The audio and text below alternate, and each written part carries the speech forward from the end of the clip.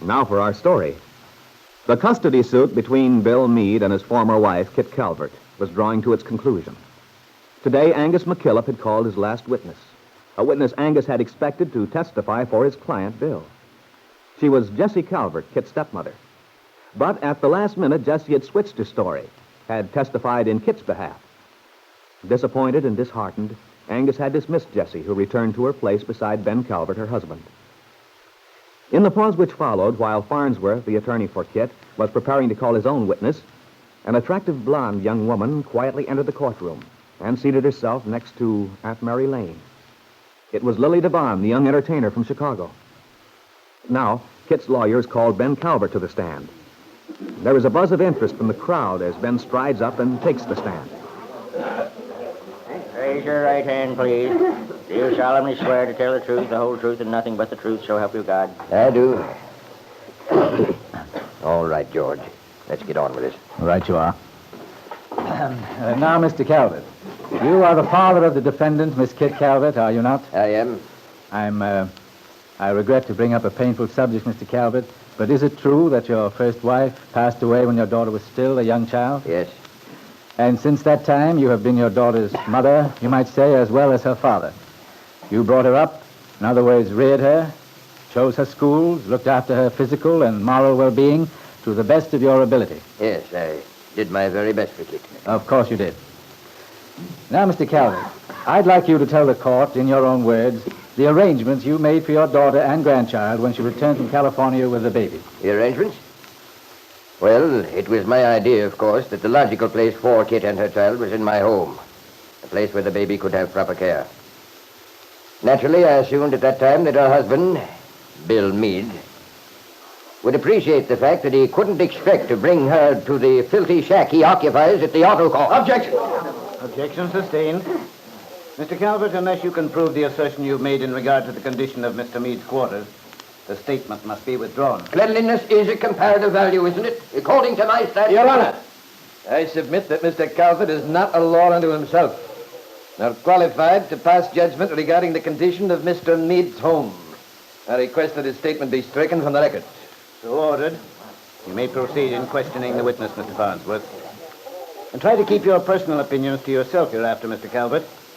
This is a court of law in which we are gathered for the purpose of deciding on an objective basis the best interests of a young child. That's just what I'm getting at, Hiram.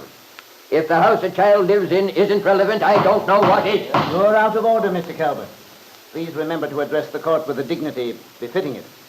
While you're in this courtroom, you will abide by its rules. Lot of poppycock. Ben, for the love of Mike, you'll only antagonize him. Well, he better not try to upstage me. If I want to, I can... Order, please. Proceed, Mr. Farnsworth. Yes, Your Honor. Mr. Calvert, you were saying that you assumed your former son-in-law would agree to your suggestion that he reside in your house on his wife's return from California with their infant. Is that correct? Yes. Please go on, Mr. Calvert. Well, on the assumption, as I was saying, that this fat-headed son-in-law of mine would realize... Mr. Calvert, if you can't limit your remarks to the facts, I'll have to ask you to leave the witness stand. Please, Ben. Good Lord, man, do you want to lose the case for us? Please continue, Mr. Calvert. As I was saying, I thought Bill Meade would be sensible enough to see that the best thing was for my daughter to bring the child to my home. On this basis, I went ahead, remodeled several rooms upstairs. There's an independent apartment for them, including a bedroom, sitting room, bath, and nursery, containing the very best modern equipment. You wanted your grandson to have the best care money could buy, did you not? Exactly.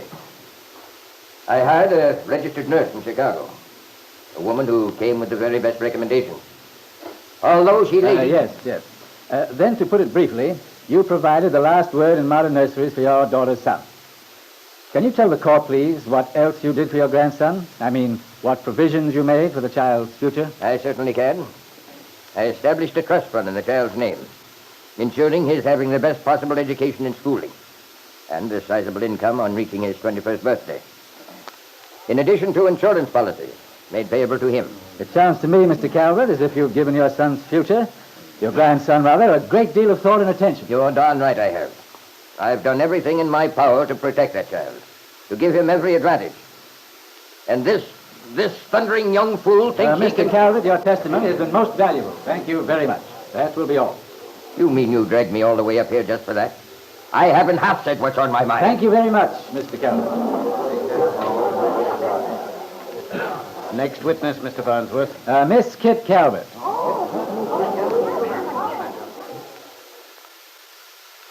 Kitt Calvert looked very fragile and pathetic as she seated herself facing the spectators after giving Judge Willoughby a faint, shy little smile. Raising her right hand, she was sworn in by the bailiff, responding to his question with a quite pathetic, "I do." I just want to ask you a few questions, Miss Calvert. I hope you'll forgive me if I find it necessary to delve into the more personal aspects of your life. Unfortunately, it may be necessary to... Why, of course. I understand, Mr. Farnsworth. Go right ahead. Thank you. Miss Calvert, first of all, I'd like to ask you why it was you went all the way to California, thousands of miles away, to stay during your, well, that is, to live while you waited for your child.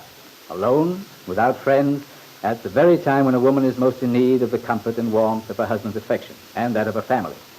Why did you go, Miss Calvert? Well, you see, Mr. Farnsworth,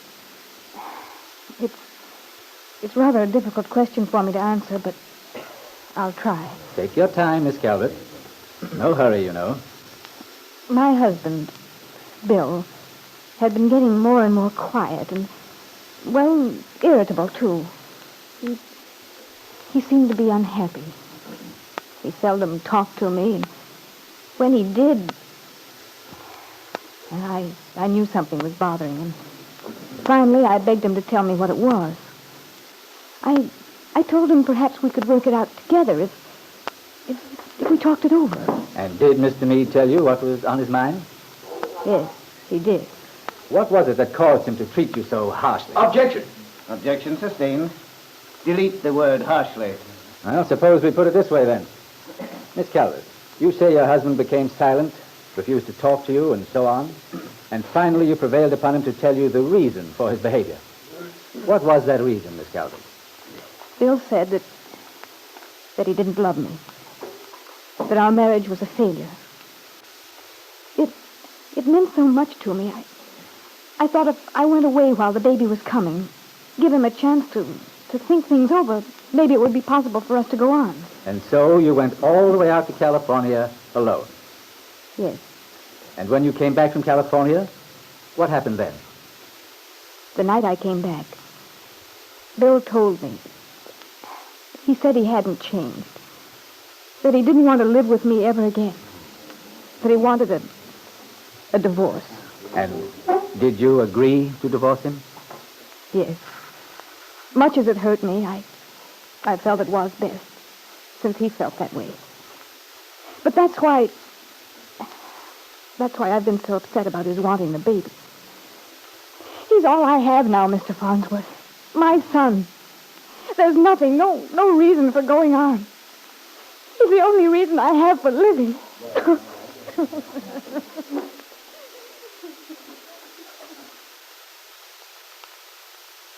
Bill Meade had sat through his ex-wife's testimony with an expression of wonder, almost of horror on his face. How could she, he asked himself. How could she sit there and lie as she had done? Tell a story full of distortions, half-truths, and downright deceptions, after taking a solemn oath to tell nothing but the truth. But the damage was done, he told himself bitterly, and there was nothing in the world he could do about it.